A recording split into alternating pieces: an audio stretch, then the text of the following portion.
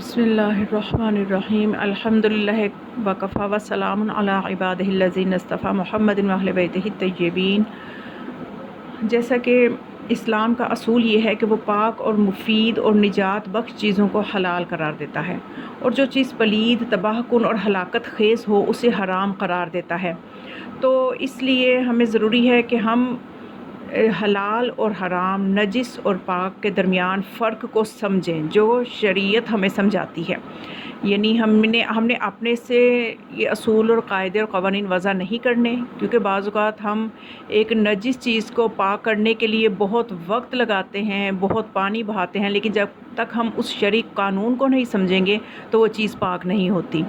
تو اس لیے آج میں چاہتی ہوں کہ کچھ نجاسات اور مطہرات کے حوالے سے کچھ مسائل ہیں وہ آپ کے گوش گزار کروں۔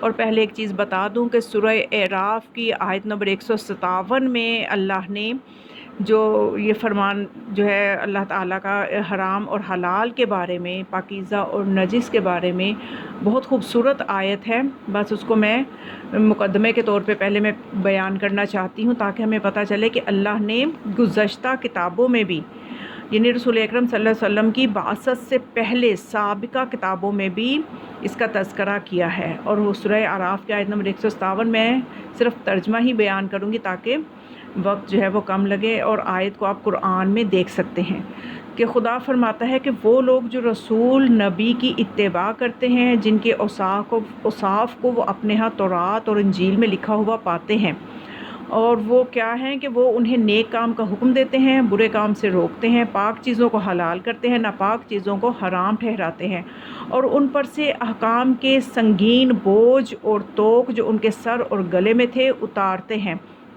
تو جو لوگ ان پر ایمان لائے، ان کا احترام کیا، ان کی مدد کی، اور جو نور ان کے ساتھ نازل ہوا اس کی پیروی کی، وہی فلاح پانے والے ہیں۔ یعنی آج ہم طیبات کو سمجھیں گے، حرام اور حلال کے مسائل کو سمجھیں گے تو سمجھ لیں کہ ہم نے اپنے نبی کی مدد کی اور ہم نے اس اصل شریعت پر عمل کیا۔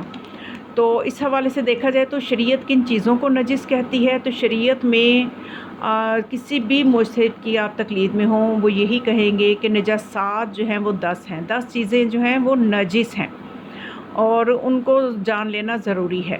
وہ 10 چیزیں کون سی ہیں جو نجس ہیں؟ اس میں سب سے پہلے یعنی پیشاب، نمبر 2 پاخانہ، نمبر 3 منی، نمبر 4 مردار، نمبر 5 خون، اور نمبر 6 کتا، نمبر 7 سور، نمبر 8 کافر، نمبر 9 شراب، اور نمبر 10 نجاست خور حیوان کا پسینہ۔ یہ وہ نجاسات ہیں جن سے احتیاط لازم ہے۔ اب ان میں سے ہر ایک کی میں کچھ مسائل اس کے ضمن میں جو ضروری ہیں ان کو بیان کر دوں گی۔ آج میں خون کے حوالے سے کچھ مسئلے کہ خون نجس ہے اور یہ کس قسم کی نجاست ہے، اس کے مسائل جو ہیں اس کو ہمیں دیکھنا ضروری ہے۔ اس کے حوالے سے چند ضروری مسائل میں بتا دیتی ہوں کہ خون کن کا نجس ہے۔ شریعت کے مطابق انسان کا اور خون جہندہ رکھنے والے ہر حیوان کا خون نجس ہے۔ خون جہندہ یعنی اگر اس کے رگ کاٹی جائے تو خون اچھل کر نکلے، اس کو خون جہندہ کہتے ہیں۔ جیسا کہ قربانی کے دنوں میں اونٹ کو، گائے کو یا اس طرح سے بکرے کو ذبح ہوتے دیکھا گیا ہوگا کہ جب انہیں ذبح کیا جاتا ہے تو ایک پریشر کے ساتھ اچھل کے خون نکلتا ہے، تو چونکہ وہ خون جہندہ رکھتے ہیں اسی کو خون جہندہ کہا جاتا ہے۔ تو بس انسان کا اور خون جہندہ رکھنے والے ہر حیوان کا خون نجس ہے، بس ایسے جانور مثلاً مچھلی اور مچھر ان کا خون نجس نہیں ہے کیونکہ ان کا خون اچھل کر نہیں نکلتا، لہٰذا ان کا خون پاک ہے۔ تو اس کے یعنی اس میں یہ نہیں دیکھا جائے گا کہ جانور حرام گوشت ہے یا حلال گوشت ہے، بس خون جہندہ رکھتا ہے تو اس کا خون نجس ہے۔ اس کے علاوہ ہم مسئلہ یہ ہے کہ جن جانوروں کا گوشت حلال ہے اگر انہیں شرعی طریقے سے ذبح کیا جائے اور ضروری مقدار میں اس کا خون خارج ہو جائے تو جو خون بدن میں باقی رہ جائے وہ پاک ہے، ٹھیک ہے۔ یہ نہیں ہوتا یہ کہ گھر میں جیسے گوشت بن کے آیا تو گوشت کے اندر بھی ظاہر ہے ابھی خون ہوتا ہے، تو اس سے بھی بہت زیادہ وسوسے میں خواتین پڑ جاتی ہیں کہ پتہ نہیں ابھی یہ ہمارے ہاتھ اس خون کو لگ گئے ہیں، یہ لفافے سے کچھ خون نکل کے اگر کہیں گر گیا ہے یا لباس پہ تو اس کو نجس کے حکم میں لے آتی ہیں اور مسائل کا شکار ہو جاتی ہیں۔ تو ایسا نہیں ہے، بلکہ جو خون ذبح کرتے وقت اچھل کر نکل گیا ہے، بہہ گیا ہے، شرعی طریقے سے ذبح کیا ہے، وہ نجس ہے، اور جو اندر گوشت میں گوشت بناتے ہوئے جو رہ گیا ہے بدن میں وہ پاک ہے۔ تو اس کا مطلب جو گھر میں گوشت آتا ہے اگر اس میں کوئی خون ہے تو وہ نجس کے حکم میں نہیں آتا۔ تو اس کے علاوہ یہ کہ اب یہ انڈا بعض اوقات جب انسان اسے توڑے تو اندر خون کا ذرہ ہوتا ہے، اس حوالے سے بھی ہمیں دیکھنا ہے کہ اس خون کے ذرے کا کیا حکم ہے۔ تو آیت اللہ سیستانی فرماتے ہیں مرغی کے جس انڈے میں خون کا ذرہ ہو اس سے احتیاط مستحب کی بنا پر پرہیز کرنا چاہیے، لیکن اگر خون زردی میں ہو تو جب تک اس کا نازک پردہ پھٹ نہ جائے سفیدی بغیر اشکال کے پاک ہے۔ یعنی سفیدی کو استعمال کیا جا سکتا ہے اگر وہ خون کا ذرہ زردی میں ہے اور نازک پردہ بھی نہیں پھٹا۔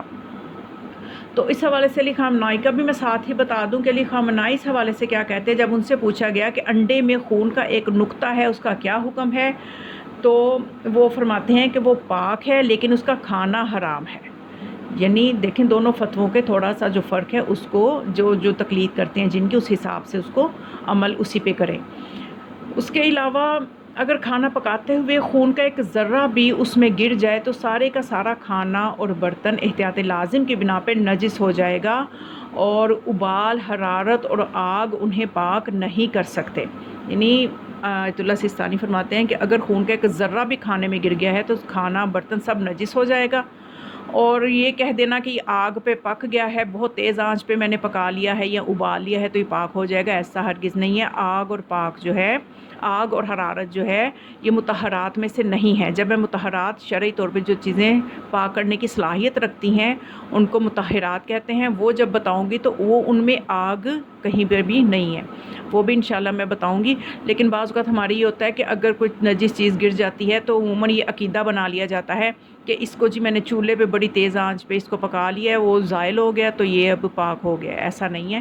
یا بعض اوقات کپڑا نجس ہوتا ہے تو اس کے اوپر کلمہ پڑھ دیتے ہیں، چلو جی کلمہ پڑھنے سے پاک ہو۔ کلمہ پڑھنے سے کپڑا پاک نہیں ہوتا، کلمہ پڑھنے سے کافر مسلمان ہوتا ہے۔ قلب پاک ہوتا ہے۔ لباس پاک کرنے کے لیے پانی اور اس کے احکام کو سمجھنا ہوگا۔ اس سلسلے میں شریعت بتاتی ہے کہ پانی کی بھی کچھ قسمیں ہیں، تو کون سا پانی جو ہے وہ کس طرح سے پاک کرنے کی صلاحیت رکھتا ہے، یہ سب چیزیں انشاءاللہ اب یہ نجاست اور طہارت کے احکام میں شروع کر رہی ہوں۔ اس میں روزمرہ کی زندگی کے جو مسائل ہیں اس میں جو ہمیں نجاسات کا سامنا ہوتا ہے اس کے حوالے سے بھی ساتھ ساتھ ہوگی بات، اور ساتھ ساتھ میں آپ کو نجاست اور طہارت کوئی چیز نجس ہوتی کیسے ہے شرعاً، ہم بلا وجہ کسی چیز کو نجس قرار دے دیتے ہیں حالانکہ شرعی قانون کے تحت وہ نجس ہوتی ہی نہیں ہے۔ تو اس طرح سے یہ سارے احکام انشاءاللہ اس پہ میں اب آپ کے سامنے مسائل بیان کروں گی۔ تو آپ اس چینل کو سبسکرائب کریں اور شیئر کریں اپنی فیملیز میں ہر جگہ پہ، تاکہ سب ان احکامات کو سمجھیں، کیونکہ دیکھیے ہماری ساری عبادات طہارت پہ بیس کرتی ہیں۔ اور آپ تضیع المسائل کسی بھی مجتہد کی اٹھا کے دیکھیں تو احکام تقلید کے فوراً بعد نہ وضو کے مسائل ہیں، نہ نماز کے مسائل ہیں، سب سے پہلے طہارت کے مسائل ہیں۔ اگلا ہی چیپٹر جو وہ بتاتے ہیں وہ احکام طہارت ہے، نہیں سب سے پہلے انسان پاک ہوگا تو تبھی اس کا صحیح وضو اس کو فائدہ دے گا، اس کا صحیح وضو ہوگا تو اس کی نماز صحیح ہوگی۔ یہ سب چیزیں ایک دوسرے سے لنک کرتی ہیں اور ان سب کی بنیاد طہارت ہے۔ تو ہمیں نجاست طہارت کے مسائل پتہ ہونے چاہیے، تو اس لیے آپ اس چینل کو زیادہ سے زیادہ آگے شیئر کریں تاکہ نیکی پھیلانے میں آپ کا بھی حصہ ہوتا چلا جائے۔ دعاؤں میں یاد رکھیے گا۔ السلام علیکم ورحمۃ اللہ وبرکاتہ۔